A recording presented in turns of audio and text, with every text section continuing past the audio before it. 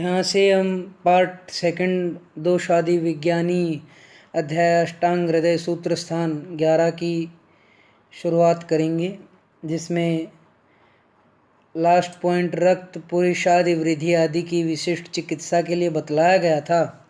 आगे धातु क्षय वृद्धि का कारण हम जानने का प्रयास करेंगे। स्वस्थानस्य अस्य काय अग्ने एषां धातुषु संश्रिता तेषां सादति दीप्तिभ्यां धातु वृद्धि क्षयो उद्भवः पूर्वो धातु परम कुर्याद् वृद्धय क्षीणश्च तद्विद्विविधम्। स्वस्थान गृहिणी में स्थित काय अग्नि के अंश शूद्र रूप धातुओं में रक्त आदि धातुओं में स्थित है।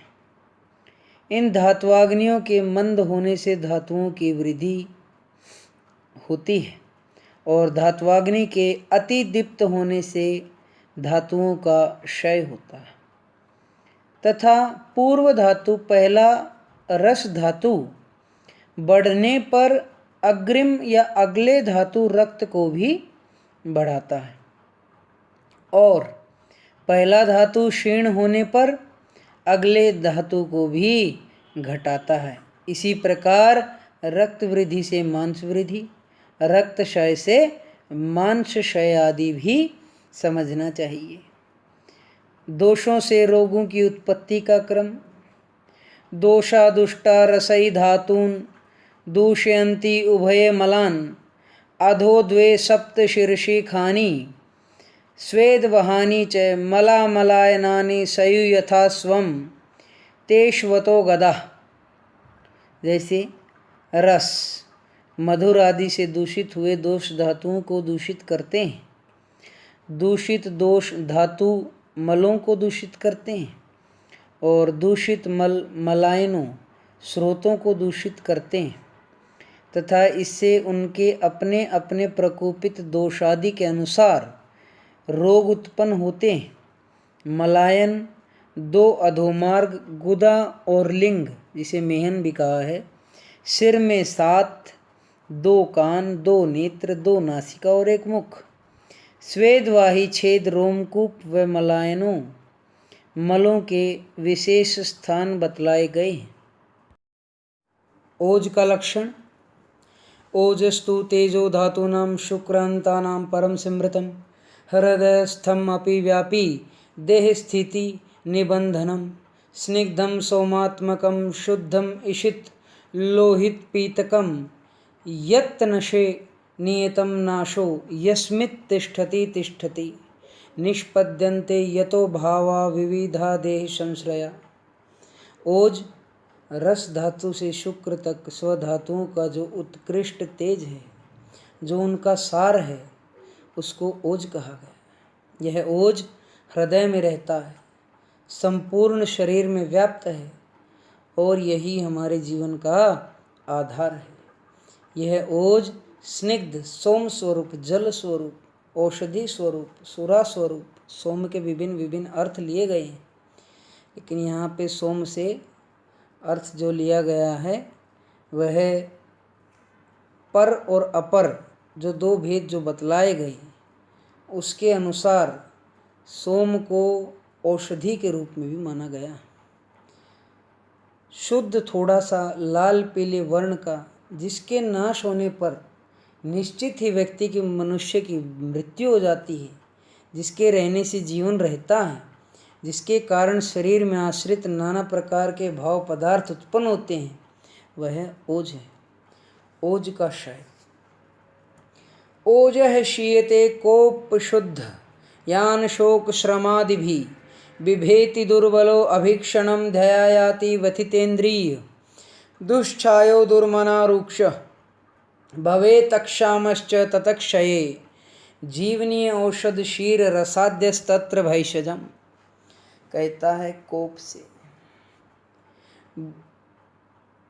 भूख से, चिंता से, शोक से, श्रम आदि से जो क्षीण हो जाता है, ओज क्षय होने पर रोगी डरता है, हीन बल हो जाता है, बार बार बिना कारण के चिंता करता है, इंद्रियों हृदय आदि स्थानों में वेदना होती है, कांति मलिन हो जाती है, मन दूषित होने से उत्साह चला जाता है, रुक्ष तथा कृश हो जाता है। इसके लिए जीवंत आदि जीवनीय संज्ञक औषधि, दूध, मांसरस आदि औषध देना चाहिए। ओज की वृद्धि। ओजो वृद्धौ ही देहस्य तुष्टि पुष्टि बला उदय। ओज की वृद्धि से शरीर की तुष्टि, प्रहर्ष, पुष्टि तथा शक्ति का उत्कर्ष होता है, अर्थात इसकी वृद्धि से विकार उत्पन्न नहीं होते। वृद्धि क्षय की चिकित्सा। यदन्नम द्वेष्टि यदपि प्रार्थयेत अति विरोधी तु तत् अत्यजन समशनश्च तौ तौ वृद्धि क्षयौ जयेत्। कुर्वते हि रुचिम दोषा विपरीत समानयो वृद्धा क्षीणाश्च भूयिष्ठम लक्षयति बुधास्तु न। पुरुष जिस अन्न से द्वेष करता है और जिस अन्न की चाह करता है, उस द्विष्ट अन्न का त्याग करता हुआ तथा इच्छित किंतु अविरोधी अर्थात जो अपथ्य ना हो ऐसे अन्न को खाता हुआ दोष संबंधित वृद्धि एवं क्षय को जीतता है।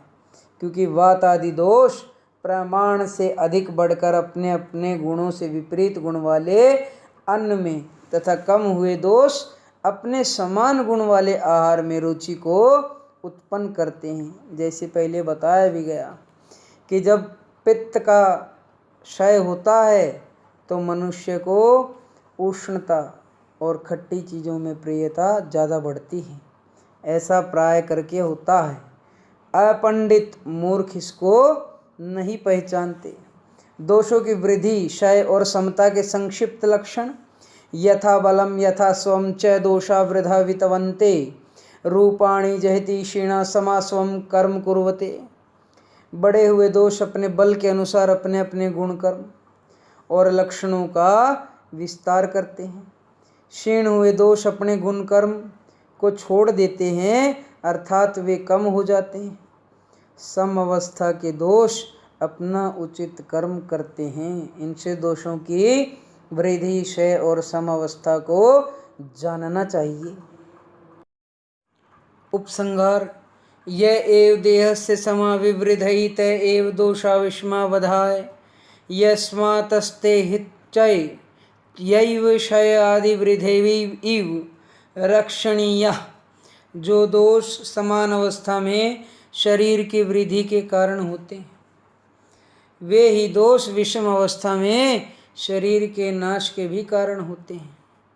इसलिए इन दोषों की हितचर्या, पथ्य, आहार विहार द्वारा क्षय एवं वृद्धि से हमें रक्षा करनी चाहिए।